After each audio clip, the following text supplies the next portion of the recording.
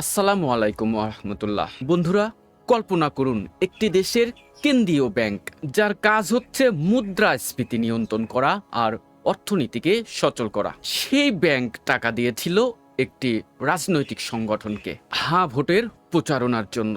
ঠিক একই দেশের হাসপাতালগুলোতে আইসিইউ অভাবে হামে আক্রান্ত শিশুরা মারা যাচ্ছে।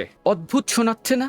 কিন্তু এটাই এখন বাংলাদেশের খবরের কাগজের প্রধান শিরোনাম। ঘটনাটি গত ত্রয়োদশ সংসদ নির্বাচন এর সময়কার। অভিযোগ উঠেছে গণভোটে হা বাক্সের প্রচারণায় হা ভোটের পক্ষে কাজ করার জন্য বৈষম্য বিরোধী ছাত্র আন্দোলনকে 1 কোটি টাকার অনুদান দিয়েছে বাংলাদেশ ব্যাংক। প্রশ্ন হলো, একটি রাষ্ট্রের কেন্দ্রীয় ব্যাংক কি কোনো নির্দিষ্ট রাজনৈতিক প্রচারণায় অর্থ দিতে পারে? খোদ আন্দোলনের মুখপাত্র সিনথিয়া জাহান আয়েশা সংবাদ সম্মেলন করে এই অর্থের যথাযথ ব্যবহার নিয়ে প্রশ্ন তুলেছেন। যখন আন্দোলনের ভিতর থেকেই স্বচ্ছতা নিয়ে প্রশ্ন ওঠে, তখন বুঝতে হবে ডালমেকুস কালাহা, ডালের ভিতরে কিছু কালা আছে। এখন আমি আপনাদেরকে বলবো আসল মারপ্যাচ। এই টাকাগুলো এসেছে কোথায় থেকে? বলা হচ্ছে সিএসআর বা কর্পোরেট সোশ্যাল রেসপন্সিবিলিটির তহবিল থেকে এই টাকাগুলো এসেছে।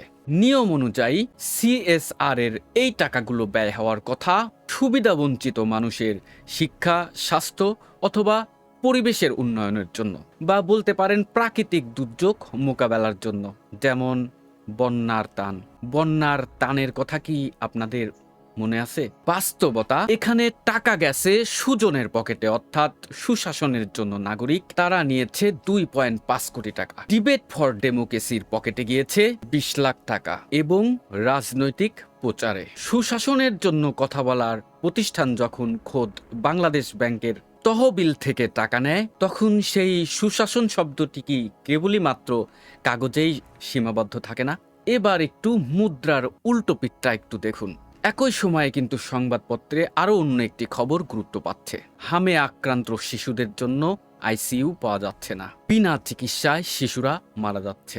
একবার ভাবুন, যে 1 কোটি টাকা রাজনৈতিক প্রচারণার জন্য খরচ বা নয়ছয় করা হলো, সেই টাকা দিয়ে কয়টি পোর্টেবল আইসিইউ কেনা যেত, কতটি শিশুর প্রাণ বাঁচানো যেত? অগ্রাধিকার কোথায়?